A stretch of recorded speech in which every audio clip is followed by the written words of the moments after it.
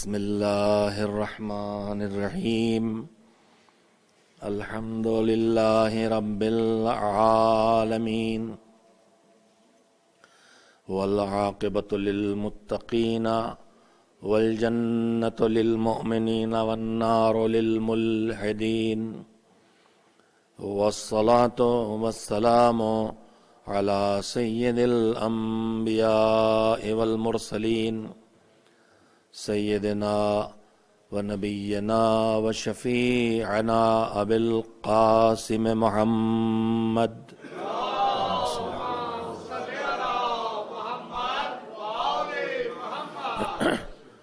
و آلہ الطیبین الطاہرین المعصومین المظلومین واللعنۃ الدائمۃ الباقیۃ على أعدائهم أجمعين من الآن إلى يوم الدين أما بعد فقد قال الله سبحانه وتعالى في كتابه المبين وهو أصدق الصادقين وقوله الحق بسم الله الرحمن الرحيم لقد كان لكم في رسول الله أسوة حسنة لمن كان يرجو الله واليوم الآخر وذكر الله كثيرا صلوات بجے محمد وآل محمد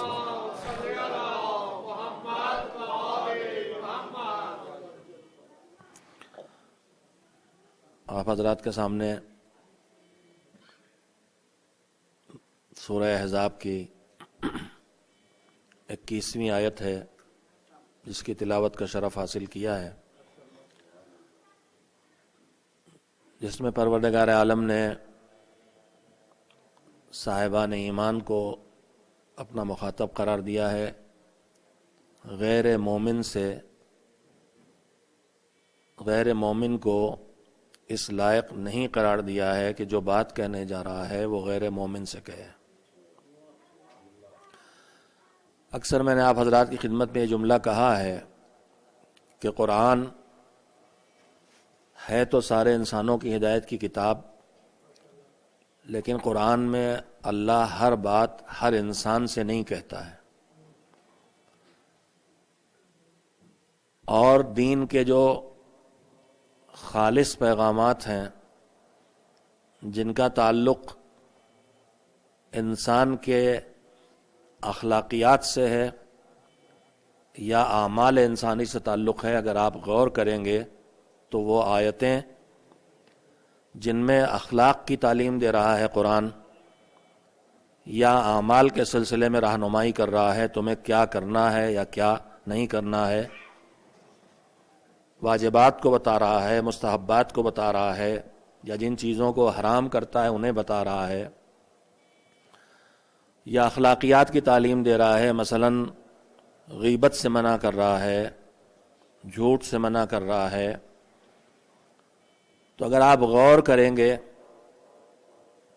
اگر آپ غور کریں گے کہ بات والا جملہ روکا میں نے، اس سے پہلے یہ کہہ لوں کہ دین مجموعہ ہے، تین بنیادی ارکان ہیں دین کے۔ ایک یہ ہے کہ مجھے کیا ماننا ہے، شروع یہیں سے ہوتا ہے دین کی راہ پر جب آدمی آتا، ہم آپ تو گود میں پیدا ہو گئے مذہبی لوگوں کے، اللہ کا کرم ہے، مولا کائنات امیر المومنین حضرت علی بن ابی طالب علیہ السلام کا ایک ارشاد ہے دعا صباح میں جو اس کرم کی طرف کھل کے اشارہ کرتا ہے۔ دعا صباح جو مولا کائنات روزانہ صبح اس دعا کی تلاوت فرماتے، دعا پڑھتے تھے، اللہ کی بارگاہ میں دعا کرتے تھے مسجد کوفہ میں، وہیں سنی گئی یہ دعا۔ اس میں مولا کہتے ہیں الہی ان لم تبتدئنی الرحمت منک بحسن التوفیق فمن السالک بی الیک فی واضح الطریق۔ ہم تھے نہیں، ہوتے تو تجھ سے مانگتے کہ مالک ایمان دے دے اور اہل بیت کی مودت دے دے اور مومن باپ دے دے اور مومنہ ماں دے دے، یہ سب تب کرتے نا جب ہوتے تھے ہی نہیں.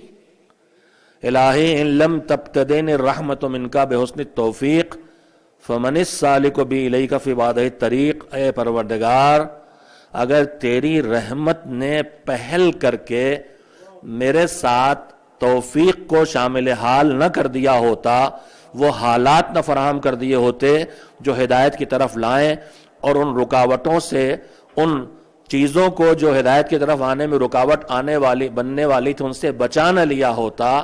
توفیق یہی مطلب ہوتا ہے.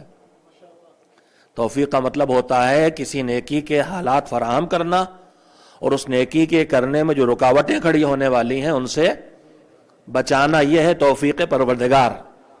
مالک ہاتھ پکڑ کے ہم سے نماز نہیں پڑھواتا، نماز پڑھنے کے حالات پیدا کرتا ہے، اور جو رکاوٹیں پیدا ہو سکتی ہیں انہیں روک دیتا ہے. تو مالک اگر تیری رحمت نے پہل کر کے حسن توفیق کے ذریعے مجھے اس ہدایت کی راہ تک نہ پہنچا دیا ہوتا، فمن السالک بی الیک فی وعدہ الطریق، تو اس کھلی ہوئی ہدایت کی راہ پر تجھ تک مجھے کون لے کے آتا. تو یہ بھی اسی کی طرف سے پہل ہوئی ہے کہ ہمیں اس نے راہ ہدایت دے دی، مگر ہم نے آنکھ کھولی تو وہاں اللہ ایک، پنجتن پانچ، امام 12، معصوم 14 سننا شروع کیا. وہاں یا علی نعرہ حیدری سنا، وہاں یا حسین سنا، وہاں آنکھوں سے گریا کرتے دیکھا، وہاں مصلی پہ کھڑے ہو کے نماز پڑھتے دیکھا، وہاں ہاتھوں کو اٹھا کے دعا کرتے ہوئے دیکھا، وہاں بزرگوں کا احترام ہوتے ہوئے دیکھا، بچوں کو محبت کا برتاؤ کرتے دیکھا. تو ہم ایک مومن بن گئے، ایک شیعہ بن گئے. مگر میرے عزیزو ذرا تصور کیجئے، اگر یہ سب نہ ملا ہو تو آدمی کا دین کہاں سے شروع ہوتا ہے؟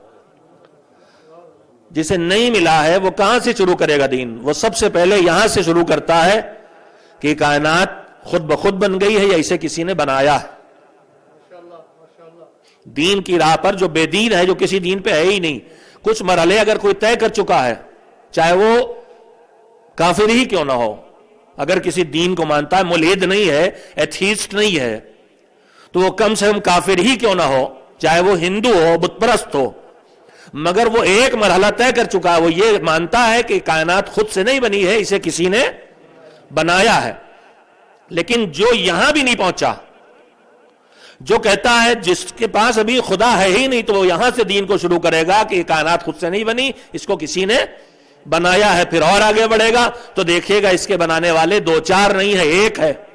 اور جب دیکھے گا یہ پوری کائنات کوئی بنانے والا بھی ہے، چلانے والا بھی ہے، تو پہچاننا شروع کر دے گا. ہم اگر غور کریں تو اسی طرح پہچانیں گے اس کائنات کا، اتنی بڑی کائنات کا کوئی چلانے والا ہے. ہم ایک چھوٹی سی چیز بناتے ہیں تو ہمیں اس کے لیے زندگی بھر انجینئر صاحب ایک چھوٹا سے بھی کوئی گاڑی بناتے ہیں تو کتنا انہیں پڑھنا پڑتا ہے. کوئی جاہل کوئی گاڑی ڈیزائن کر کے بنا نہیں سکتا، علم کی ضرورت ہوتی ہے. تو جس نے اتنا بڑا سسٹم بنایا ہے جس میں کوئی کمی نہیں ہے، اس کا مطلب وہ علم والا ہے. اگر ہم گاڑی چلانا جانتے ہیں لیکن بیمار ہو گئے، ہاتھوں میں طاقت ہی نہیں، اسٹیئرنگ پکڑ ہی نہیں سکتے، پیروں میں دم نہیں، نہ بریک دبا سکتے ہیں، نہ اس کا پیڈل دبا سکتے ہیں گیس کا. امریکن انگلش بولی ہے میں نے. ہاں ہمارے ہاں بولا جائے تو لالا جی تو کچھ اور ہی سمجھیں گے. ایک صلوات بھیجے محمد والے محمد. تو جانتے تو ہیں گاڑی چلانا، لیکن مفلوج خدا نخواستہ ہو گئے، نہ ہاتھوں میں دم نہ پیروں میں دم، تو نہیں کر سکتے. تو ایک چھوٹی سے گاڑی چلانے کے لیے طاقت چاہیے، اس پورا کائنات کا چرخہ چلانے کے لیے کوئی کمزور نہیں ہوگا، قادر ہوگا. تو اب اس طرح عقل لے کے چلتی ہے وجود خدا کے اقرار، توحید کا اقرار، پھر اس کے علم کا اقرار، پھر اس کی قدرت کا اقرار، اور پھر پورے نظام میں رحمت ہی رحمت چھائی ہوئی دکھائی دیتی ہے، عدالت ہی عدالت چھائی. میں اس موضوع پہ بات کرنے نہیں آیا، اس لیے اس سے آگے نہیں جاؤں گا. تو میں کہنا یہ چاہتا ہوں کہ دین کے 3 ارکان ہیں، جس میں پہلا رکن ہے انسان جن عقائد کو قبول کرتا ہے. توحید سے آدمی بات شروع کرتا ہے، اور اس کے بعد جب توحید اسے رحمان پروردگار، رحیم پروردگار، عادل پروردگار تک لے جاتی ہے، تو خود بخود اس کو ماننا پڑتا ہے کہ جس قریب نے میرے کھانے کا انتظام کیا، پینے کا انتظام کیا، رہنے کا انتظام کیا، میری زندگی کی ہر ضرورت کا انتظام کیا، ہدایت بھی میری زندگی کی ضرورت ہے، لہذا ہدایت کا بھی انتظام کرے گا. اور یہی سے آدمی نبوت کے عقیدے تک پہنچ جاتا ہے.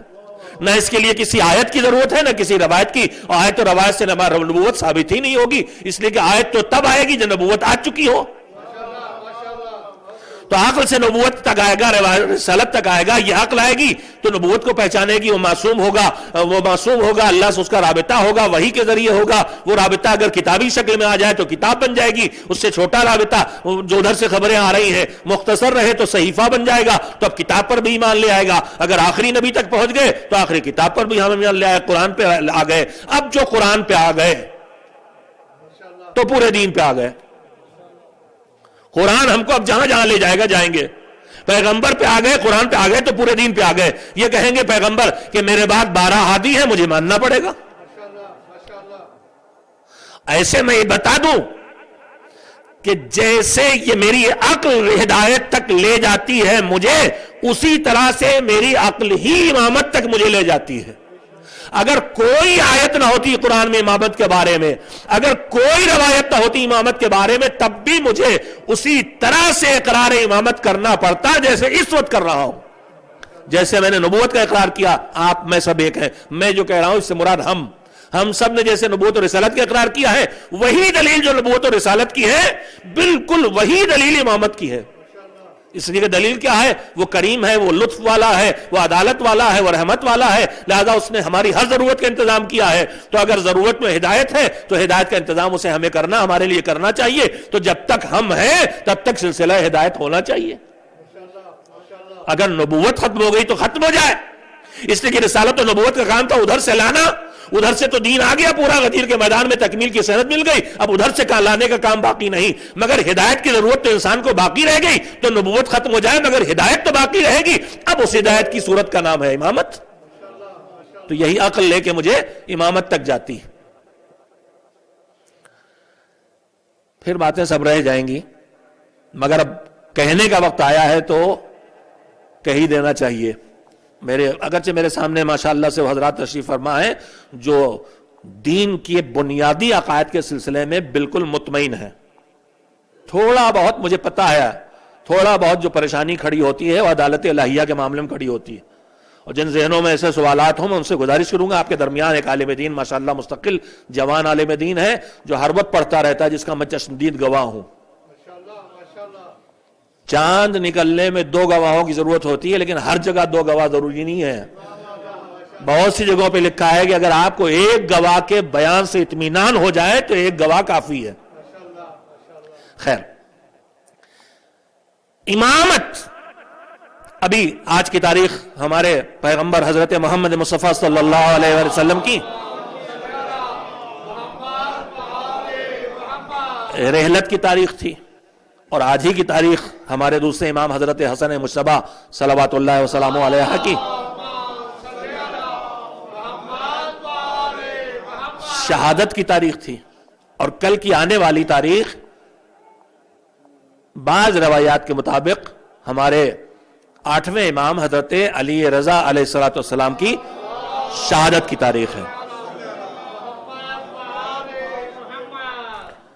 تو یہ رسالت و امامت کا کہ ایام ہے، شہادت، وفات، رحلت ان تاریخوں میں گزری ہے، لہذا میں نے عرض کیا کہ دین کے چھڑا کہاں سے تھا، دین کے 3 ستون ہیں، ان میں سے ایک ہے عقائد اور اصول دین، عقائد کی بات نکلی تو میں یہاں تک آ گیا کہ عقل ہی امامت تک مجھے پہنچاتی ہے، میں اس سلسلے میں گزارش کرنا چاہتا ہوں، کل سرور کائنات کی ذات گرامی کے بارے میں بس اجمالی سے گفتگو کی تھی، وہی جو سمندر کہ کنارے آدمی کھڑا ہو اور مٹھی میں ریت لیے ہو، تم ہماری اور آپ کی حیثیت تو ان صاحب معراج کے سامنے، ان کے فضائل و کمالات کے سامنے وہ بھی نہیں ہے جو سمندر کے کنارے مٹھی میں ریت لیے کھڑا ہو، مٹھی میں ریت نہیں ہے بلکہ چٹکی میں چند دانے فضیلت کے چمکتے ہوئے ذرے چٹکی میں ہمارے ہاتھ آ گئے ہیں، ان کو تو بس وہی پہچانتا ہے جس نے انہیں بنایا ہے،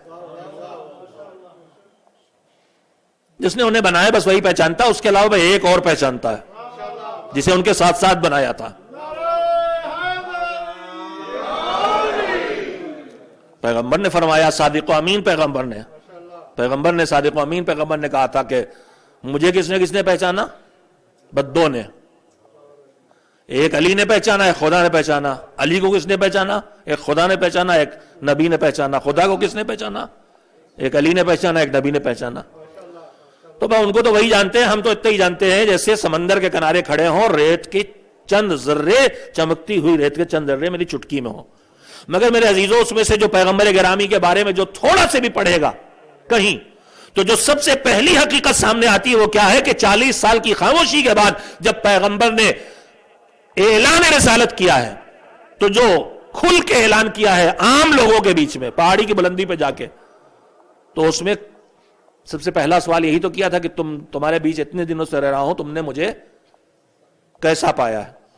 تو جواب میں سب نے کیا کہا تھا؟ صادق اور سچا اور امانت دار. اب اس کا پیغمبر نے دین کا اعلان کیا اور جتنی طرح سے مقابلہ کفار کر سکتے تھے کیا, ستا کے, تکلیفیں پہنچا کے, الزام لگا کے, لالچ دے کے, ڈرا کے, جتنی ترکیبیں ہو سکتی تھی سب کر ڈالی. پیغمبر نے کام تبلیغ کا نہیں روکا, یہاں تک کہ پیغمبر کے قتل کا منصوبہ بنا لیا.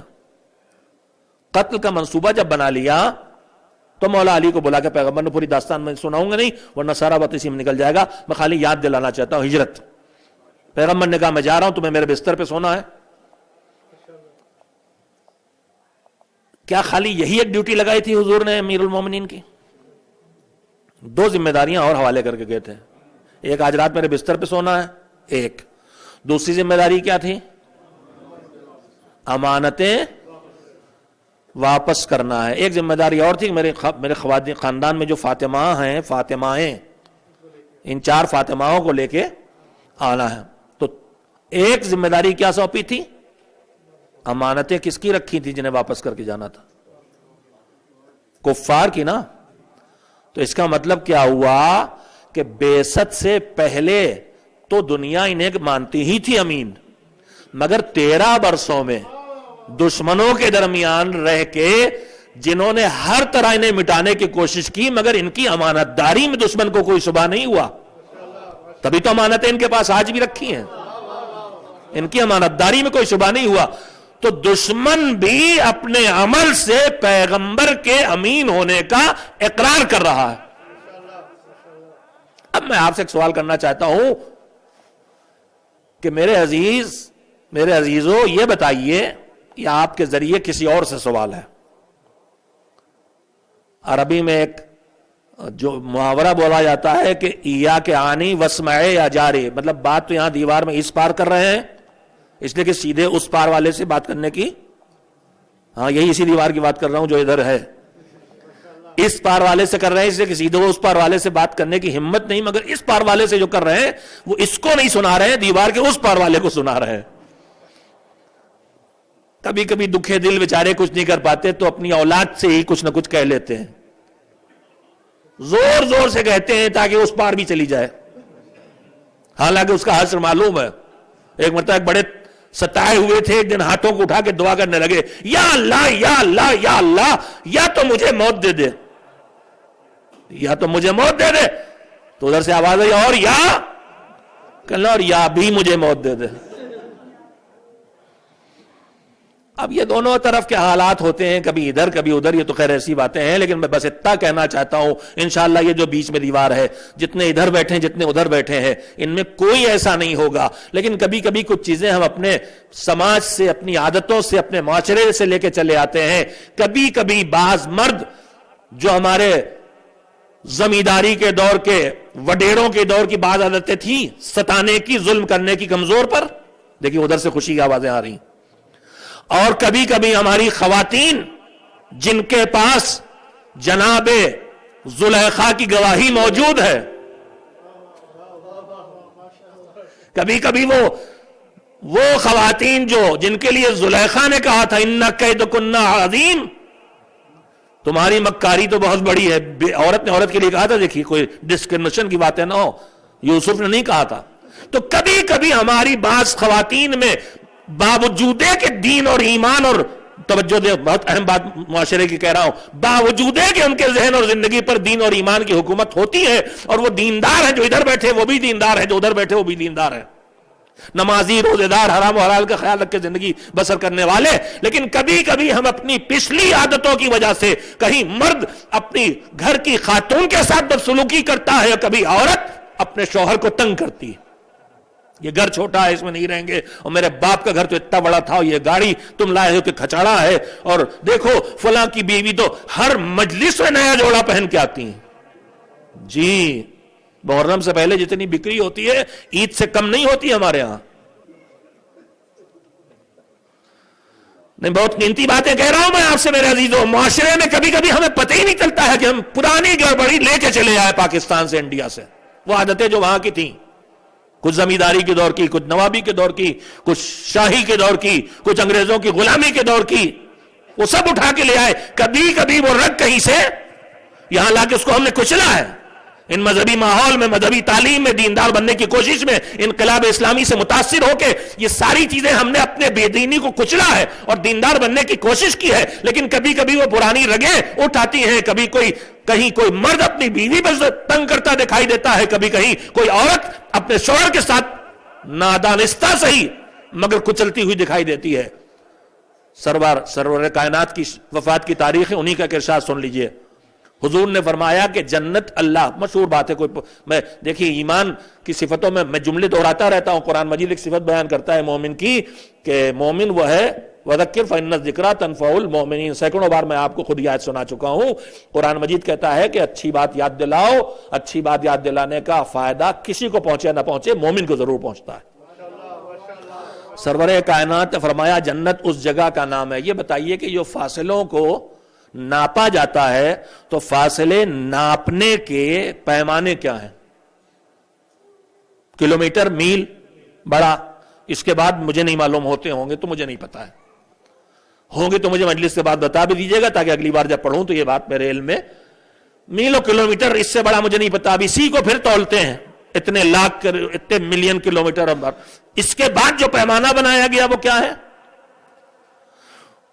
وہ کتنا ٹائم مسافت لے رہی ہے، وقت کا پیمانہ، مجھے نہیں پتا علمی زبان میں اسے کیا کہتے ہیں۔ مثلا لائٹ ایئر کہ روشنی کا جو سفر ہے وہ کتنی مدت میں کیا وقت لیتا ہے۔ تو خیر آپ متوجہ ہو گئے جو کہنا چاہتا ہوں، کچی باتیں میں ممبر سے نہیں کہوں گا کہ بالکل کھل کے یہ حالت آپ کے سامنے آ جائے، کچھ تو پردہ پڑا رہنے دیجئے۔ بہانہ کیے لیتا ہوں کہ مجلس میں وقت کی گنجائش نہیں، اس لیے بیان نہیں کر رہا ہوں میں۔ تو میرے عزیزوں، یہ جو لائٹ ایئر ہے، یہ جو زمانہ پیمائش کا پیمانہ بنا ہے، پیغمبر فرماتے ہیں کہ جنت اس جگہ کا نام، جیسے یہاں کھانا پک کے آج کی خوشبو تو نہیں آئی، ورنہ کبھی کبھی یہاں داخل ہو تو معلوم ہو جاتا ہے تبرک میں کیا بٹنے والا۔ رمضان میں تو قوت شامہ زیادہ ہی طاقتور ہوتی تھی، 18 گھنٹے کے روزے میں سب دھل دھلا کے صاف۔ گرمی کا موسم تو آیا تو پتہ چل گیا آج بریانی ہے، آج کیا ہے، تو خوشبو آ جاتی ہے۔ تیز خوشبو ہوگی دور سے آئے گی، ہلکی ہوگی تو بالکل قریب پہنچ جائیں گے تب آئے گی۔ پیغمبر نے فرمایا کہ 10,000 جنت اس جگہ کا نام ہے جس کی خوشبو 10,000 سال کی دوری سے سونگی جائے گی۔ مجھے نہیں پتا کہ یہ والا پیمائش کا پیمانہ کب ایجاد ہوا، کب انسان نے اسے پکڑا، مگر میں جانتا ہوں کہ میرے پیغمبر نے 14 صدیوں پہلے اس پیمانے کا تذکرہ کر دیا تھا۔ اب یہ آپ مجھے بتا دیں گے کہ اس سے پہلے ایجاد ہو گیا تو یونانیوں نے پکڑ لیا تھا، یا یہ اس کے بعد کی ایجاد ہے پیمائش جو ہے وقت کے ذریعے، ٹائم کے ذریعے، لائٹ ایئر والی۔ تو پیغمبر نے کہا کہ جنت اس جگہ کا نام ہے جہاں 10,000 سال کی دوری سے خوشبو اس کی آئے گی، مگر اگر کوئی عورت ساری زندگی، میری بہنیں سنیں اور بھائی سننے کے لیے تیار رہیں، اگر کوئی عورت ساری زندگی نمازیں پڑھے، اب مجھے ڈیٹیل سے روایت کی تفصیل یاد نہیں رہے گی، برسر ممبر پڑھی ہوئی روایت یاد آ گئی کہ شاید ساری رات نمازیں پڑھے، سارے دن زندگی بھر روزے رکھے، حج کرے، عمرہ کرے، خیرات کرے، بڑی نیکیاں پیغمبر نے گنائی، اگر یہ ساری زندگی اس طرح گزارے لیکن اپنے شوہر کو ستائے اور یہ سب کرے۔ کبھی کبھی ہمارے درمیان ایسی خواتین مل جاتی ہیں، قرآن پڑھنے میں پیچھے نہیں، مصلے پہ گھنٹوں بیٹھی ہوئی، خیرات میں بھی آگے ہیں، دعائے ندبہ بھی ہو رہی ہے، زیارت وارثہ بھی ہو رہی ہے، زیارت عاشورہ بھی ہو رہی ہے، مجلسیں بھی ہو رہی ہیں، سب ہو رہا ہے، مگر گھر کے اندر کا ماحول شوہر مظلوم بنا، کچلا ہوا ہے۔ کہا اگر یہ ساری نیکیاں کر کے اگر گھر میں اپنے شوہر کو ستایا تو یہ نیکیاں تمہارے کسی کام نہیں آئیں گی. وہ جنت جس کی خوشبو 10,000 سال کی دوری سے سونگھنے کو ملتی ہے، اس کی خوشبو بھی اس خاتون تک نہیں پہنچے گی. دیکھیے سناٹا پورے میں نہیں چھانا چاہیے، کم سے کم ادھر سے تو صلوات کی آواز ہو ہی سکتی ہے.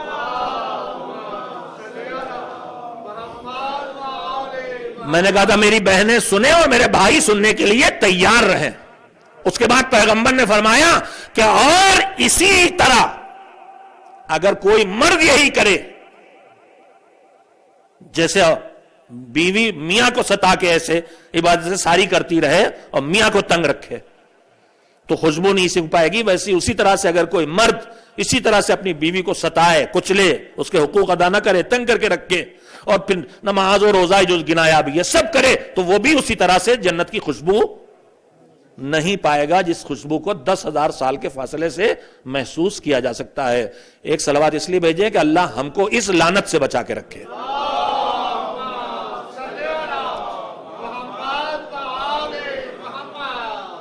تو میں بات سے بات نکلی، میں آپ کی خدمت میں عرض کر رہا تھا کہ پیغمبر نے 13 سال مکے میں رہے، دشمن ہو گیا پورا معاشرہ، مگر ان کی امانت پہ کوئی شبہ نہیں کیا، جس کی دلیل یہ ہے کہ پیغمبر کہہ رہے ہیں کہ امانتوں کو واپس کر کے جانا.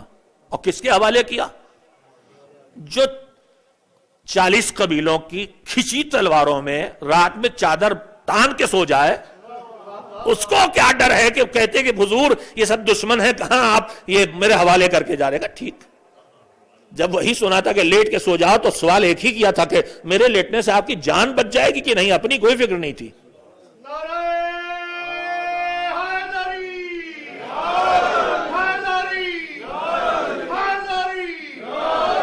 اپنی فکر نہیں کی تھی، پیغمبر کی زندگی کی فکر تھی. اور جب پیغمبر نے کہا کہ ہاں جان بچ جائے گی میری، تو اپنے بارے میں پوچھا ہی نہیں، فوراً سجدہ کیا زمین پہ.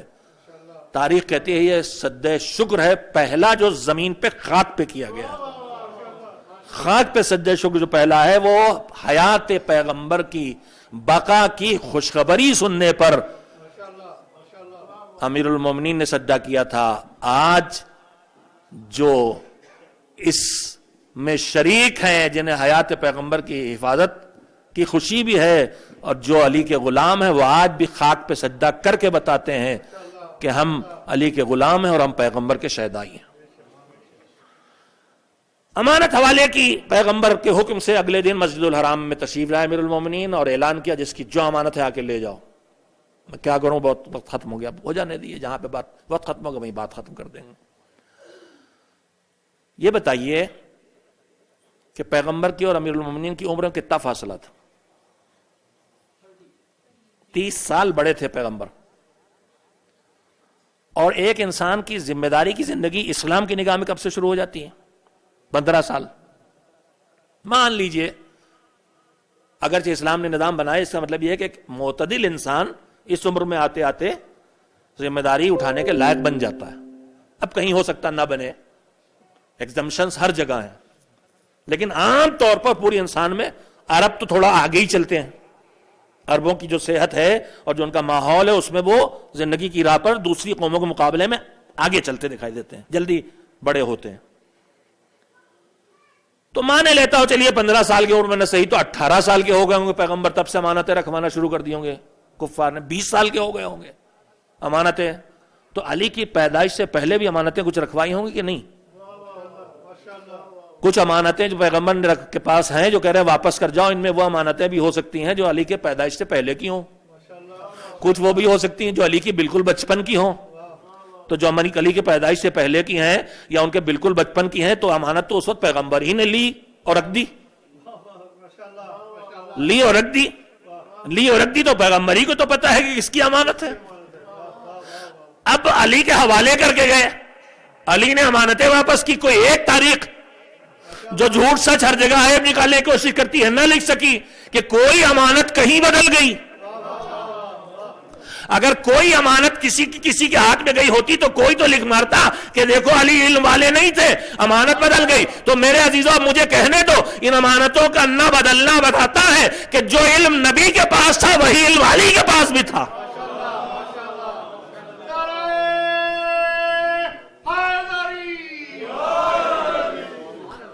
میں عرض یہ کر رہا تھا کہ امامت کو عقل پہنچاتی ہے، عقیدہ امامت تک عقل پہنچاتی ہے. دلیل کے طور پہ واقعہ میں نے آپ کو یاد دلایا تو پیغمبر تھے امین. اب یہ بتائیے جو کفار کی امانت تھی یہ علی کے حوالے کر گئے کہ جاؤ سب کے حوالے کر کے جاؤ، لاوارث چھوڑ کے پیغمبر نہیں گئے. کیا ہمیشہ کے لیے مکے سے جا رہے تھے حضور؟ ان کو پتا تھا کہ ہمیشہ کے لیے نہیں جا رہے، انہیں معلوم تھا کیا ہونے والا ہے. اللہ نے ان کو باخبر کر رکھا تھا. یہ قرآن تو دھیرے دھیرے ہمارے لیے نازل ہوا ہے، ان کے قلب تو ایک ساتھ ہی اتار دیا گیا تھا. انہیں تو سب پتا تھا کیا ہونے والا، انہیں آگے کا معلوم ہے کیا ہونے والا. تو ہمیشہ کے لیے تو نہیں جا رہے تھے، انہیں معلوم تھا واپس آئیں گے. امانتیں کس کی تھیں؟ صاحبان ایمان کی، کفار مکہ کی امانتیں تھیں. بس میں نے اتنا وقت لیا اس ایک جملے کے لیے کہ امامت پر عقل لے جاتی ہے. عقل آدمی ذرا سے سوچے تو، امانت کافروں کی، پیغمبر ہمیشہ کے لیے نہیں جا رہے ہیں، مگر امانت مزاج امانت پیغمبری کیا کہہ رہا ہے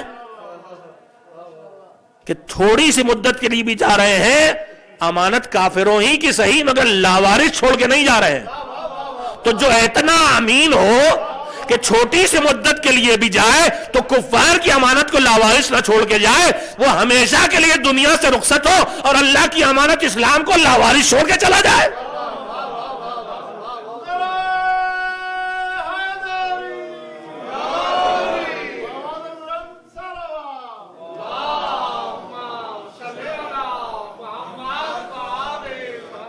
ایک اور صلوات مل جل کے بھیج دیں محمد و آل محمد علیہ السلام پر.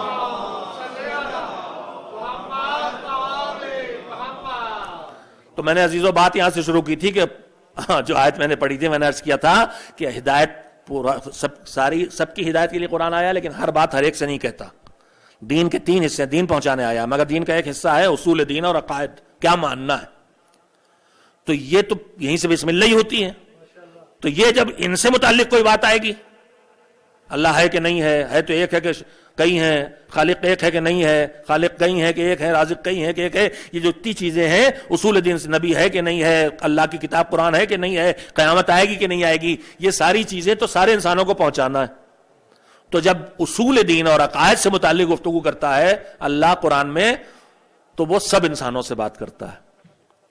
لیکن جب وہ تمہیں کیا کرنا ہے اور کیا نہیں کرنا ہے، نماز پڑھو، روزہ رکھو، حج کرو، زکوٰۃ دو، جھوٹ نہ بولو، غیبت نہ کرو، حجاب کرو، نگاہیں جھکا کے رکھو، تو جب یہ باتیں کرتا ہے تو آپ اگر غور کریں گے قرآن مجید پر تو وہ سارے انسانوں سے کہتے ہی نہیں.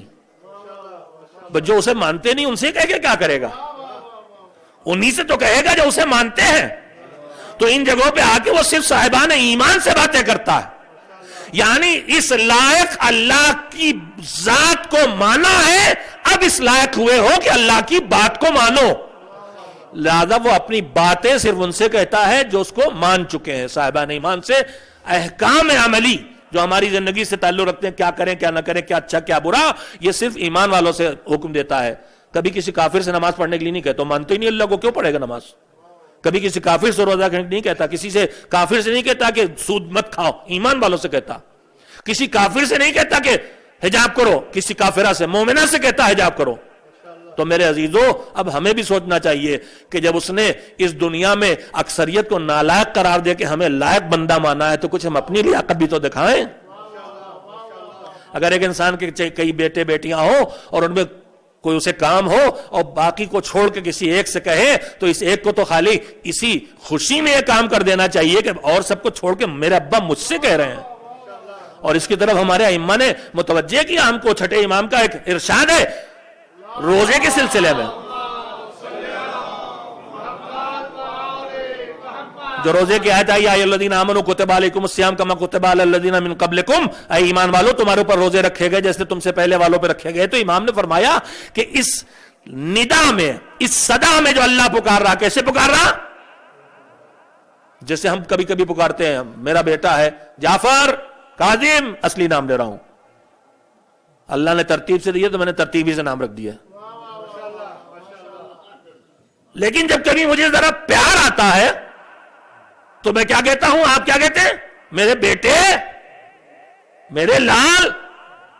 تو نام لینے کے بجائے بیٹا کہہ کے جسے پکارتے ہیں ویسی پروردگار یا ایھا الذین آمنو کے کہہ کے آواز دے رہا، اے میرے بندے، اے مجھ کے ماننے والے. تو جب اس کی طرف سے یہ پیار ہے، امام صادق نے یہی فرمایا کہ لذت ما فی النداء، یہ جو روزہ رکھنے کا حکم دیا وہ کتنا سخت ہے، دشوار ہے، تو بات کی بات ہے یہ جو اس کے پکارنے کی مٹھاس ہے، اسی مٹھاس نے اس دشواری کو ختم کر دیا. تو اے کاش میرا ہر بھائی اور میری ہر بہن اور میں اور ہم سب، اللہ جو ہمیں پکارتا ہے پکار کے کہتا ہے نماز پڑھو، روزہ رکھو، حج کرو، تو ان کاموں میں چاہے ہمیں کتنی دشواری محسوس ہو مگر اس مالک کے لہجے کی مٹھاس کا تقاضا یہ ہے کہ ہم اسے کر ڈالیں. اس کی لذت ہے، کر دینے کی جو لذت ہے اس سختی کے مقابلے میں بہت زیادہ ہے جو سب کے عمل کے انجام دینے میں سختی ہے. ایک صلوات مل جل کے بیت دے محمد و آل محمد علیہ وسلم. دین کا تیسرا حصہ اخلاقیات ہے. عقائد ایک، اعمال اور احکام اور افعال انسانی دو، اور تیسری چیز ہے انسانی اخلاق. بہادر ہے کہ بزدل ہے، کنجوس ہے کہ کھلے ہاتھ کا ہے. اور یہاں بھی یاد رکھیے گا کہ اسلام کی خصوصیتوں میں ایک خصوصیت ہے اعتدال. نہ حد سے آگے نکلنا، نہ حد سے پیچھے رہ جانا. یہ اس اسلام کی خصوصیت ہے جو غدیر میں ملا ہے. اور جس نے غدیر کے اسلام کو چھوڑ دیا وہاں وہی دیکھیے گا، نکلے تو نکل گئے، اونچا ہونا شروع ہوا، بڑھنا شروع ہوئی. اعتدال اسلام میں ہے، مگر یہ اعتدال صرف وہاں ہے جو اس اسلام میں جو اسلام غدیر سے آیا. اس لیے کہ پیغمبر نے زبان سے تو پیغام بعد میں دیا تھا، عملی پیغام پہلے دیا تھا. حاجیوں کی 3 قسمیں تھی، کچھ پیغمبر سے آگے چلے گئے، کچھ پیغمبر سے پیچھے رہ گئے. کہا آگے والوں کو واپس بلاؤ، پیچھے والوں کو انتظار کرو، جب ساتھ جمع ہو جائے تب علی کی ولایت کا پیغام پہنچایا. بتایا مولائی سچا وہ ہے جو نہ آگے نکل کے چلا جائے نہ پیچھے رہ جائے، جو اپنی زندگی کو پیغمبر کے ساتھ رکھے، جس کی زندگی میں اعتدال پایا جائے. اسی لیے آپ دیکھیں گے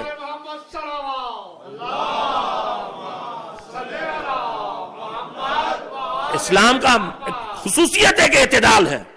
لہذا اس اعتدال کو پورے نظام زندگی میں اسلام نے رکھا ہے. اچھی صفتیں، اچھے اخلاق اور ان کے مقابلے میں برے اخلاق، ان کا معیار بھی یہی ہے. بہادری حد سے آگے نکل جائے، بلا وجہ جان کو خطرے میں ڈالنا بے مقصد، تو اسلام کو اچھی بات نہیں کہتا. اس کے لیے خصوصی اخلاقیات میں درجہ پڑھایا جاتا ہے ہم لوگوں کو، تو اس میں چیزیں پڑھائی جاتی ہیں. اس کو تحور کہتے ہیں، یعنی بے وجہ اپنے آپ کو نتیجہ کے بغیر خطرے میں ڈالنا. تو جب اپنے ڈیفنس شجاعت ہے، اللہ نے جو جذبہ دیا ہے اپنی طاقت اپنی حفاظت کے لیے دیا ہے، دوسرے کو کچلنے کے لیے نہیں. یہ جب حد سے آگا چلا جائے، بلا وجہ خطرے میں ڈالنا اپنے کو، تو تحور کہتے ہیں اس کو. جنگ لڑ سکتے ہیں، جنگ ہو رہی ہے، تو اب جنگ ہو رہی ہے تو گولیاں برس رہی ہیں، تو ہم اگر ہمارے پاس وہ ہے بلٹ پروف تو ہم اسے پہنے نا، خود ہے تو لگائیں. یہ نہیں کہ بہادری کے زور میں یہ اتار کے چلے گئے، یہ کرے جو تو یہ تحور ہے، شجاعت نہیں ہے. برستی ہوئی گولیوں میں بندوق ہاتھ میں لے کے اور ان سب چیزوں کو جو مجھے حفاظت کا ذریعہ ان کے ساتھ میدان میں جانا، یہ شجاعت ہے. سب دماغ یہی سوچ رہے ہوں گے کہ ہم نے تو سنا ہے کہ پیغمبر نے علی کی زرہ بکوا دی تھی. تو میرے عزیزو، علی نے بصرے سے واپسی میں علا ابن زیاد کے چھوٹے بھائی صاحب نے جب اپنا کھانا پینا چھوڑ دیا تھا، بیوی بچے چھوڑ دیے تھے، اکیلے چلے گئے اور زندگی بسر کر رہے تھے، روکھی سوکھی روٹی کھا رہے تھے، تو امام نے جب ان کو سمجھایا کہ اسلام تم سے نہیں کہتا، تو پلٹ کے اس نے کہا تھا پھر آپ کیوں کرتے ہیں یہ؟ تو کہا تھا تو ہے، میں ہوں. تو علی کے ساتھ اپنا قیاس ہمیں نہیں کرنا ہے. وہ زرہ پہنے کہ نہ پہنے، وہ خود پہنے نہ پہنے، ان کا مسئلہ الگ ہے. لیکن عام انسان کے لیے حدوں سے آگے بڑھنا یا پیچھے بزدلی، کہ جہاں میدان میں تلوار لے کے کھڑے ہو جانے کے، بندوق لے کے کھڑے ہو جانے کے وقت ہے وہاں بھی آدمی کھڑا نہیں ہوتا. تو پیچھے جذبے کا رہنا یا آگے بڑھ جانا، یہ اچھی صفت نہیں ہے. اچھی صفت ہے اعتدال. معصومین نے ہمیں جو درس دیے ہیں، بس میں بات کو ختم کروں، ایک ذرا صلوات بھیج دے، تھوڑا سوتے سے دکھائی دے رہا ہے آپ مجھے۔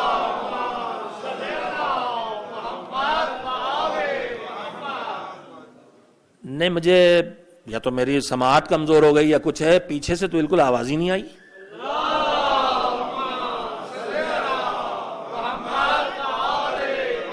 خیر چلیے، تو میں جلدی سے بات کو ختم کروں میرے عزیزوں۔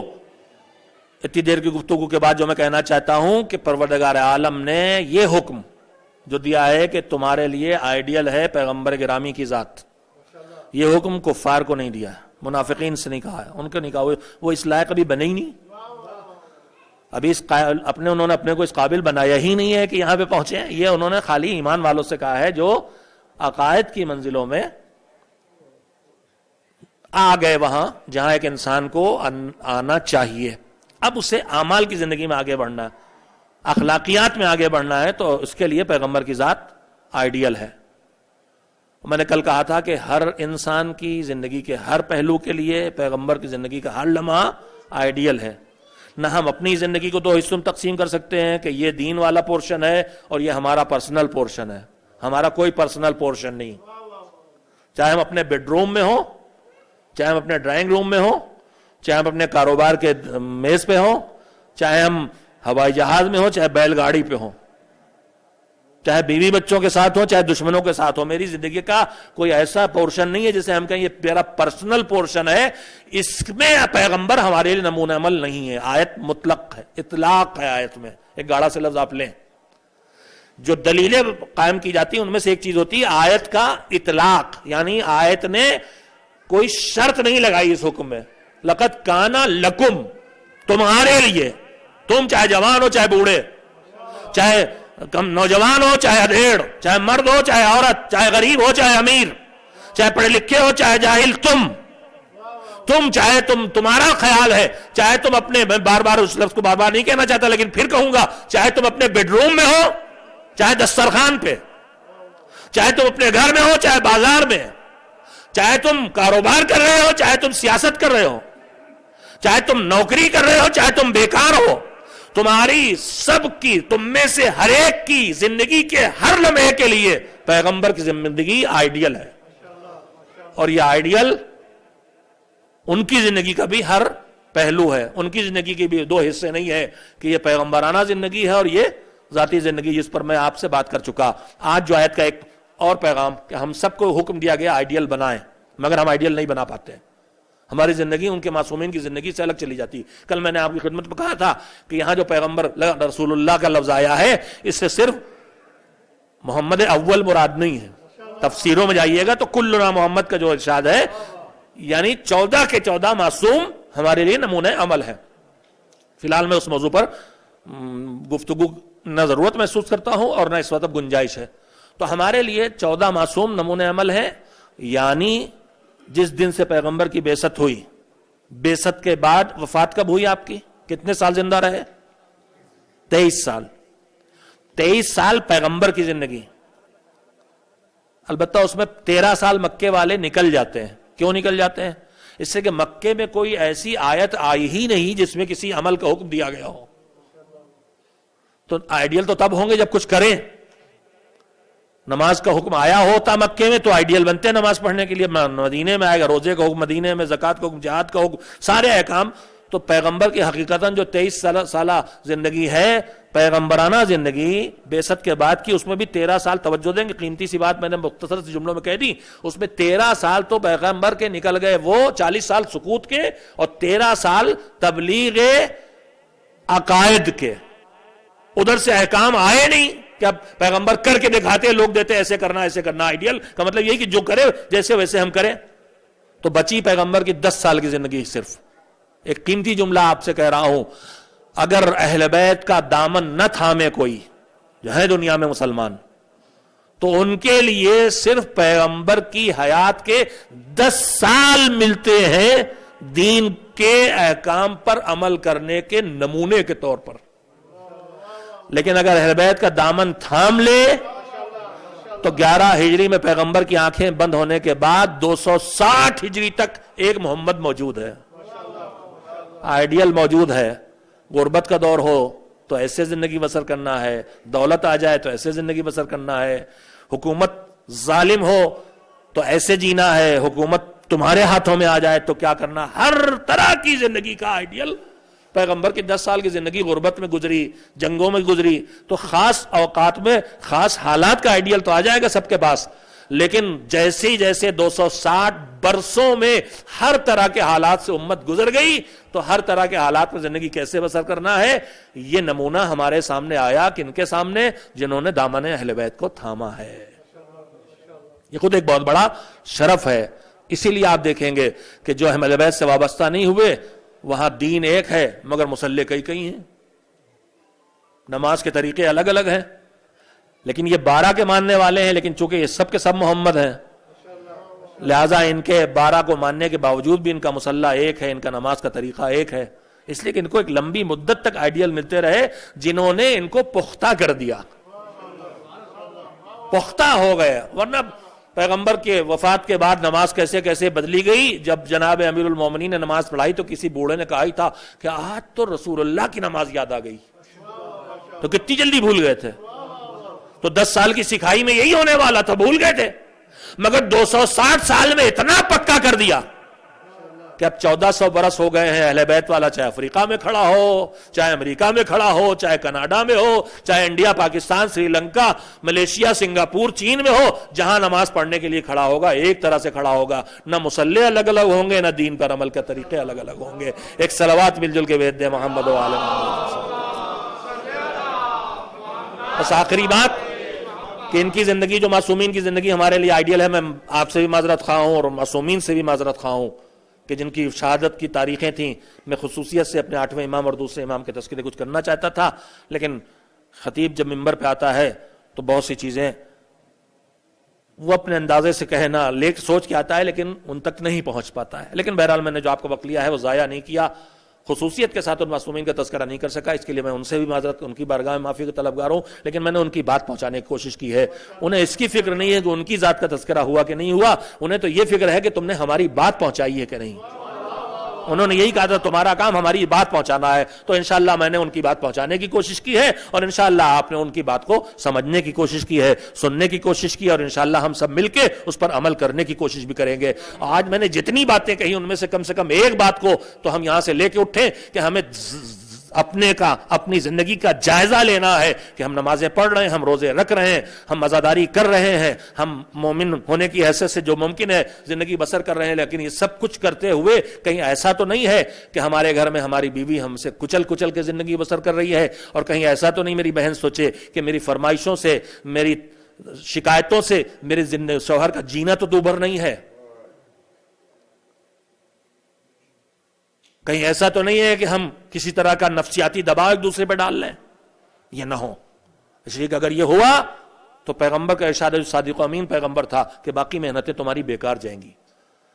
اس لیے کہ اس نے حقوق الہی ادا کرنے کا تو ایک ٹریننگ کا موقع ہے. اس کو کیا ضرورت ہے کہ ہم اس کی نماز پڑھیں، روزہ رکھیں؟ یہ سب تو اس نے اس لیے کیا کہ تم بندوں کو حقوق ادا کرنے کی عادت ڈالو. اگر خالی بندوں کو حقوق ادا کرنے کے لیے کہتا تو ہم سوچتے ہمارے جیسے ہم سے کمزور، یہ تو کافر ہے، وہ تو پڑوسی ہے، وہ تو کچے ایمان والا ہے، وہ تو بے عمل ہے، تو ہم اس کی اوقات نہ مانتے. لیکن پروردگار نے کہا پہلے حقوق ادا کرنے کی ٹریننگ لینا ہے، تو ہماری تو حقوق ادا کرو گے. ہم سے تو ڈرتے ہو نا، ہمیں تو اکبر مانتے ہو نا. تو اتنی تربیت دے دی ہے حقوق الہی ادا کر کے تاکہ حقوق عباد ادا کرنے کی عادت پڑ جائے. تو میرے عزیزوں، ہمیں اپنی زندگی میں ہر وقت ان کو اپنا آئیڈیل بنانا ہے. زندگی کے ہر لمحے میں لقمہ توڑ کے منہ میں رکھنے تک کی تو انہوں نے زندگی میں نمونے رکھ دیے ہیں. کوئی چھوٹی سے چھوٹی جگہ تو چھوڑی نہیں. بیت الخلاء میں جانے کے لیے سکھا کے چلے گئے کیسے جاؤ، بات کرنے کی تمیز سکھا گئے کیسے بولو. کوئی بول رہا انہی ائمہ کے جو میں نوٹ کر کے لایا تھا، انہی ائمہ کے صفات میں، سیرت میں پیغمبر سب کو محمد ہے. جب تینوں معصومین کے بارے میں نے پڑھا تو تینوں جگہ جو صفات لکھی ملی سب مشترک ملی مجھے. سب کی صفتوں میں لکھا ہوا ہے کہ جب کوئی بولتا تھا تو یہ تحمل سے اس کی بات پوری ہونے دیتے تھے، بیچ میں ٹوکتے نہیں تھے، بیچ میں نہیں ٹوکتے تھے. اور سب کی صفات میں لکھا ہوا ہے کہ انہوں نے اولئک کائنات امیر المومنین حضرت علی بن ابی طالب علیہ السلام نے سرور کائنات حضرت محمد مصطفیٰ صلی اللہ علیہ وآلہ وسلم کی صفات میں، ان میں سے جو صفات بیان کی ہیں سید الشہداء سے روایت ہے کہ میرے بابا نے مجھے بتایا کہ میرے نانا کی کیا کیا صفتیں تھیں. ایک لمبی روایت ہے، اس میں سے ایک جملہ یہ بھی ہے کہ حضور نے اپنے لیے لازم کر لیا تھا کہ وہ جن لوگوں کے درمیان رہیں ان کا جن کے جو عیب چھپے ہوں انہیں کبھی ظاہر نہ کریں. امانت کا خالی یہ مطلب نہیں کہ آپ نے میرے پاس 100 روپے رکھائے تو میں واپس کر دوں. امانت کا ایک مطلب اور ہے، وہ سرور کائنات جی کی جملہ ہے، میرے بھائی بھی سنے، میری بہنیں بھی سنے، اور اللہ مجھے بھی سنائے، میرے دل میں بھی اتارے، میرے دماغ میں بھی اتارے. پیغمبر نے فرمایا المجالس بالامانہ، بیٹھکیں امانت کے ساتھ ہیں. بیٹھک سمجھتے ہیں نا، 2-4 آدمی بیٹھ گئے، ابھی مجلس کے بعد یہاں بیٹھ گئے، چلے جا وہاں چلتے ہیں، مجلس کے بعد احباب نکلتے ہیں، چلو وہ کون ہے؟ ٹم ہارٹن. بیٹھک لگتی ہے تو باتیں ہوتی ہیں. اب ایک دوسرے کے بے تکلف دوست ہیں، اٹھے وہاں سے، ہو سکتا ہے میرے بھائی نے گناہ ہی کیا ہو، کسی کی غیبت کی ہو، وہاں سے نکل کے یہ نہ شروع ہو جائے دھڑ سے مس، آج وہاں بیٹھے تھے یہ بات ہو رہی، تمہاری فلاں نے یہ کہا، فلاں نے کہا. ہم فرائض کی طرح اسے منتقل کرتے ہیں. پیغمبر نے فرمایا المجالس بالامانہ، کہیں بیٹھو تو وہاں یہ جو نشستیں ہیں تمہاری، ان کا وجود امانت کے ذریعے ہے. وہاں بیٹھو تو وہاں کی بات وہیں دفن کر کے اٹھو، وہاں سے لے کے پھیلانے کے لیے نہ اٹھو. یہ بھی ایک امانت داری ہے. جہاں کی بات ہے وہیں رہے. یہ نہیں کہ اگر کہیں ہم نے سن لی، موبائل پہ آج کل باتیں ہو رہی، ہم باتیں کر رہے ہیں، ایک دوسرے سن رہے ہیں، تو ہم آپ کے خلاف، میں نے کوئی بات سن لی تو میں اسے منتقل کرتا پھر لوگ فلاں صاحب آپ کے خلاف فلاں باتیں بتا رہے تھے، اسے کہتا پھر دنیا بھر میں. نہ، المجالس بالامانہ. بس میرے عزیزوں، بات بکھر بکھر کے واپس آ رہی، میں سمیٹ کے بات کو ختم کروں. آیہ کریمہ میں اللہ نے کہا نمونہ بنانا ہے، محمد علیہ السلام کو ہم سب کو نمونہ بنانا، مگر اس کی شرطیں سن لیے. بس آیت نے بتائی، شرطیں سنیے اور مصائب سنائیں. لمن کانا یرجو اللہ، بنانا تو سب کو ہے، مگر بنا کون پائے گا؟ اپنی زندگی کا آئیڈیل اہل بیت کو کون بنا پائے گا؟ ہم جو نہیں بنا پاتے تو اس کے پیچھے راز کیا ہے؟ وہ شرطیں پوری نہیں ہو پاتی جو قرآن نے بیان کی. لمن کانا یرجو اللہ، جو اللہ سے امید رکھتا ہو، والیوم الآخرہ، اور آخرت کی امید رکھتا ہو. دین شروع کہاں سے ہوتا ہے؟ اللہ کے ماننے سے. دین کا عقیدہ کامل کہاں پہ ہوتا ہے؟ آخرت کے اقرار پر. کا جو اللہ پہ بھی ایمان رکھتا ہو اور آخرت پہ ایمان رکھتا ہو، وہی اہل بیت کو، محمد کو اور ان کی آل کو صلوات اللہ وسلام علیہم، وہی ان کو اپنا آئیڈیل بنا پائے گا. تو پہلی شرط کیا ہے؟ اللہ سے امید رکھنا کہ اللہ، میں نے ایک جملہ آپ کو کبھی سنایا تھا، ہندوستان میں جو میرے مربی تھے، ہم جیسوں کو بہت سے مربی تھے، میں ان کی اولاد پہلی نسل ہوں، یہ دوسری نسل ہے، تیسری نسل ہے، بلکہ ہادی میاں مولانا سید غلام عسکری اللہ مقامہ. فیض چلتا ہے تو چلا کرتا ہے. ان کے استاد تھے علامہ عادل اختر. یہ لوگ جب مدرسے سے پڑھ کے نکلنے لگے تو انہوں نے وصیت کی، نصیحت کی. تو نصیحت کے لیے بیٹھے لوگ کہ سوچیں گے آدھا گھنٹہ 1 گھنٹہ کچھ ہمارے استاد لیکچر دیں گے. انہوں نے ایک جملہ کہا کہ جا رہے ہو زندگی کے میدان میں، یاد رکھنا کہ خدا ہے. بس یاد رکھنا کہ خدا ہے. صرف یہی نہیں کہ اگر ہم گناہ کرنے لگیں تو یاد رکھیں خدا ہے، صرف اتنا ہی نہیں ہے. نکل کے اپنے وطن سے آئے، یہاں قانون کی پابندیوں میں ہم تنگ دستی، ویزے کے پرابلم کا شکار ہیں، فیملی پاکستان میں پڑی ہے، ہم یہاں پڑے ہوئے ہیں. یاد رکھنا کہ خدا ہے، مایوس نہیں ہو گئے. روزی کا ذریعہ چلا گیا ہے، سمجھ میں نہیں آ رہا کیا کریں، دل چاہتا خودکشی کر لیں. نہیں، یاد رکھنا کہ خدا ہے. فتنے چل رہے ہیں معاشرے میں، بے ایمان لوگ جھوٹ اور مکاری اور یاری کے ذریعے قبضہ کیے چلے جا رہے ہیں، گھبرا رہے ہیں کیا ہوگا دین کا، سب لوگ دھوکہ کھائے چلے جا رہے ہیں. نہیں نہیں نہیں، کوئی ضرورت نہیں. یاد رکھنا کہ خدا ہے. پورے دنیا میں ظلم و ستم چھایا جا رہا، علی کے شیعہ اور غلام اور کمزور مسلمان اور کمزور انسان سب کچل کے مارے چلے جا رہے ہیں، مایوسی چھائی چلی جا رہی، کیا ہوگا کیا ہوگا. نہیں نہیں نہیں نہیں، یاد رکھنا خدا ہے. من یرجو اللہ، جو اللہ سے امید رکھے، ہے اور آخرت کا خیال رکھے، ہے، دیکھ رہا ہے کہ اسی کے سامنے پھر جانا ہے. اور یہ کب ہو پائے گا؟ وذکر اللہ کثیرا، جب اللہ کو زیادہ سے زیادہ یاد رکھو گے. کھانے پہ یاد رکھو، پانی پہ یاد رکھو، نوکری میں یاد رکھو، کمائی میں یاد رکھو، رشتوں میں یاد رکھو، گفتگو میں یاد رکھو، تعلقات میں یاد رکھو، شادیوں میں یاد رکھو. جب ہر جگہ اللہ کو یاد رکھو گے، جب یہ 3 شرطیں پوری کر لو گے، اللہ سے امید، آخرت کا انتظار اور زندگی میں قدم قدم پر اللہ کو یاد رکھنے کی عادت جب یہ کر لو گے تو پھر محمد و آل محمد کو اپنے لیے نمونہ عمل بنا سکو گے. آسمان سے نہیں اترے تھے وہ جنہوں نے ان کو اپنے لیے نمونہ عمل بنا لیا. سلمان فارسی کو آسمان سے نہیں اترے تھے, کفر سے نکل کے آئے تھے, صاحبی تھے, شاید ستا پرست تھے بظاہر, آسمان سے نہیں آئے تھے. 9ویں درجے پہ ابو ذر غفاری جو پہنچے ہیں, ہم لوگ انہیں مافوق الفطرت بنا کے آسمانوں میں رکھ دیتے ہیں, اور نتیجہ ہو سکتا ہے لگتا ہے کہ ہم تو یہ کر ہی نہیں سکتے. وہ تو سلمان تھے, بے شک سلمان تھے, وہ تو حر تھے, بے شک حر تھے, مگر جیسے وہ گناہوں کے لشکر سے نکل کے حسین کی بارگاہ میں آ گئے. حسین نے آواز دی حل من ناصرین انصرنا, قیامت تک کے لیے آواز دی ہے, تم اٹھو, حسین کا پیغام آگے بڑھاؤ, ظلم کو ختم کرو, اپنی ذات سے ظلم کو ہٹاؤ, اپنے گھر سے ظلم کو ہٹاؤ, اپنے معاشرے سے ظلم کو ہٹاؤ, ظلم کا مقابلہ کرنے کے لیے کھڑے ہو جاؤ. حسین کی راہ میں یہی تمہارا کام ہے. حسین آواز دے دیں گے, یا لیتنا کننا معکم فنفوز فوزا عظیما کہتے ہو تو آج بھی اس کی گنجائش پوری کی پوری موجود ہے. اور ہمت کو کمی کی کوئی ضرورت نہیں ہے, اس لیے کہ اس راہ میں شرط نہیں ہے کہ انسان کے پاس سارے وسائل دکھائی دیں تبھی وہ مقابلے کے لیے آئے. آج جس امام کی شہادت کی تاریخ گزر گئی, دوسرے امام, ان کی مظلومانہ زندگی آپ کے سامنے, پوری مضبوط اور جمی جمائی حکومت معاویہ کی ہے, اور امام کے مقابلے میں جتنی تدبیریں ہو سکتا سب کر رہا, مگر امام نے اس ظالم کے درمیان, ظالم کے اس ظلم کے حکومت میں زندگی اس طرح سے بسر کی کہ اسلام کی حفاظت کی ہے, اسلام کو مٹنے نہیں دیا ہے. اور وہ فیصلہ کیا اور وہ طرز زندگی اپنایا ہے کہ جس نے اسلام کو اس مرحلے تک پہنچایا جس مرحلے کا نام کربلا ہے. اور پھر کربلا نے قیامت تک کے اسلام کی حفاظت کر دی. 8ویں امام جن کی کل بروایت شہادت کی تاریخ ہے آخر سفر 29 یا 30 سفر, ان کے ساتھ نہ کوئی لشکر تھا, نہ ساتھی تھے, نہ دوست تھے, نہ کنبے کے لوگ تھے, پورا خاندان مدینے میں چھوڑ کے آئے تھے اکیلے. اسی لیے تو ہم جب زیارت پڑھتے ہیں تو کہتے ہیں السلام علیکہ یا غریب الغربا, سلام آپ پر جو مسافر تھا. حسین بھی مسافر تھے, مسافرت کے عالم میں اور معصومین نے بھی شہادت پائی ہے. 7ویں امام بغداد میں شہید ہوئے, مسافرت کا عالم تھا. 10ویں 9ویں امام بغداد میں شہید ہوئے, مسافرت کا عالم تھا. 10ویں اور 11ویں امام سامرہ میں شہید ہوئے, ان کا ایک حد تک وطن بن چکا تھا اگرچہ ان کا اصلی وطن مدینہ تھا. لیکن 8ویں امام سارے معصومین میں, سید امیر المومنین بھی مدینے میں شہید نہیں ہوئے, کوفے میں شہید ہوئے, مسافرت کا عالم ایک طرح سے. لیکن سید الشہداء کربلا میں شہید ہوئے مسافرت کے عالم میں, مگر سید الشہداء کربلا میں مسافرت کے عالم میں شہید ہوئے ہیں تب بھی تنہا تو نہیں تھے, ایک چھوٹا سا لشکر تو ساتھ تھا.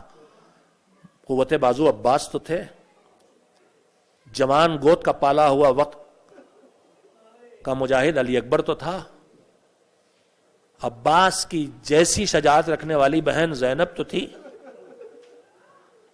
مگر میرا مظلوم امام جب زہر کی شدت سے تڑپ رہا تھا مشہد مقدس میں تو کوئی نہیں تھا, بس ایک خادم تھا. آج جس کی شہادت ہو گئی وہ بھی زہر سے شہید ہوا, اور جس کی کل شہادت ہوئی وہ بھی زہر سے شہید ہوئے ہیں. معصوم پیغمبر نے فرمایا تھا ما منا الا مقتول و مسموم, یا تلوار سے شہید کیے جائیں گے یا زہر سے. یہ دونوں زہر سے شہید ہوئے. کیسا زہر جو انہیں بار بار دیا گیا, دونوں میں مشترک پہلو ہیں, دونوں زہر سے شہید ہوئے, دونوں کو بار بار زہر دیا گیا. لیکن آخری بار جب امام کو, دوسرے امام کو زہر دیا گیا ہے تو خون کی قے کی تھی, طبق میں خون کے ساتھ کلیجے کے ٹکڑے بھی آ گئے تھے. غربت کا عالم نہیں ہے, یہاں وطن میں ہے, مگر وطن میں جنازہ کیسے اٹھا. بھائی نے جاتے جاتے کہا تھا بھیا میں جا رہا ہوں, مجھے نانا کے پہلو میں دفن کر دینا, لیکن اگر خون بہے لوگ روکیں تو خون نہ بہانا. حسین جنازے کو لے کے گھر سے نکلے, ذرا سے توقف کیا, بھائی کی وصیت پیش نظر ہے, رکاوٹ کرنے والے کھڑے ہو گئے. امام نے کہا رسول اللہ کو یہ اچھا لگے گا کہ ان کا پہلو میں ان کا پھول آ کے سو جائے, مگر ظالموں نے راستہ روک لیا. بہادر بھائی, جوان بھائی موجود ہیں, قبضے شمشیر پہ ہاتھ چلے گئے. حسین نے سب کو سنبھالا, ہمیں جنگ نہیں کرنا, بھیا کی وصیت کو پورا کرنا ہے. جنازے کا رخ موڑتے موڑتے ظالموں نے تیر برسا دیے, اور اتنے کہ روایت کہتی ہے 70 تیر رسول کے گود کے پالے کے تابوت میں پیوست ہو گئے تھے. مظلومانہ انداز میں جنت البقیع میں جنازے کو لے کے آئے, امتحان دیا, تابوت کے پاس بیٹھ گئے, تیروں کو کھینچ کھینچ کے نکالا, ہاتھوں میں اتنی طاقت تھی. جب جنازہ واپس کیا جا رہا تو خود سید الشہداء نے کہا تھا تمہاری مجال نہیں تھی کہ میرے بھیا کی قبر بننے سے روک دیتے, مگر میرے بھیا کی وصیت ہے اس لیے میں جنازے کو واپس لے کے جا رہا ہوں. طاقت ہو اور آدمی پھر بھی وہ اقدام نہ کر سکے جو اس کا دل کہہ رہا ہو. یہ صبر حسین کا ہے, یہ صبر عباس کا ہے. ایک ایک تیر بھائی کے جنازے سے کھینچا, کتنی بے چینی ہوگی, مگر میں کہوں گا میرے آقا کم سے کم جنازے سے تیر کھینچ رہے ہو تو تمہارے پہلو میں تمہارے بھائی اور تمہارے بیٹے موجود ہیں, مگر کربلا کے میدان میں تمہیں اس سے بڑے امتحان دینا ہے. کبھی جوان لال کے کلیجے سے برچھی کا پھل کھینچنا پڑے گا تو کبھی 6 مہینے کے بچے کے گلے سے تیر کھینچنا پڑے گا.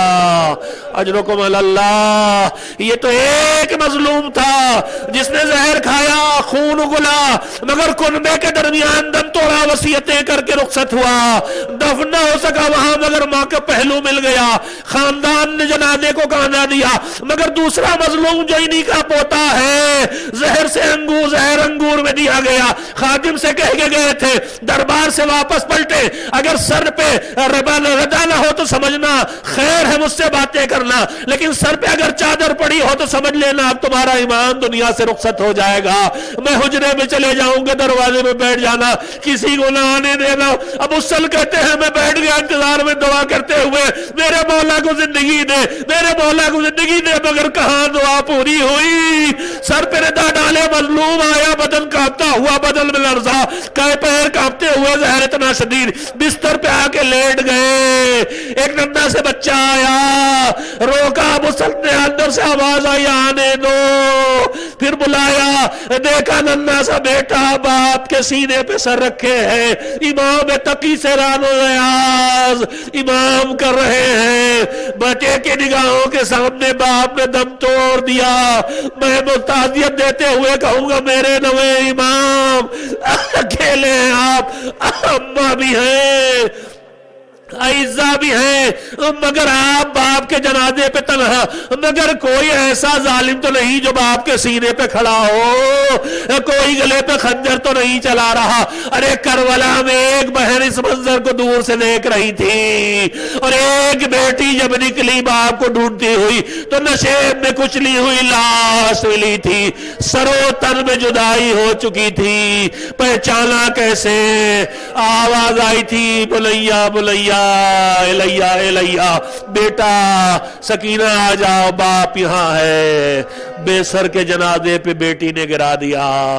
امام تقی نے اپنی مرضی سے باپ کو غسل و کفن دے کے جنازہ رکھ کے رخصت کے آگے ہو گئے تھے, مگر کربلا میں ننھی سے سکینہ جب اپنے بابا سے لپٹی تھی تو ظالم آگے بڑھا, تازیہ نے مار مار کے بچی کو باپ سے جدا کیا. ہائے یہ سب کے سب مظلوم ہیں, کس پہ روئے, وہ کہ جن کا کلیجہ ٹکڑے ٹکڑے ہو گیا, وہ کہ جن کے سینے میں درد جگر تھا, اور جن پر وہ کہ جن کے سوکھے گلے پہ خنجر چل رہا تھا. آئیے مل کے ماتم کریں اپنے شہداء کا, مل کے ماتم کریں اپنے مظلوموں کا. وَسَيَعْلَمُ الَّذِينَ ظَلَمُوا أَيَّ مُنْقَلَبٍ يَنْقَلِبُونَ. ماتم حسین.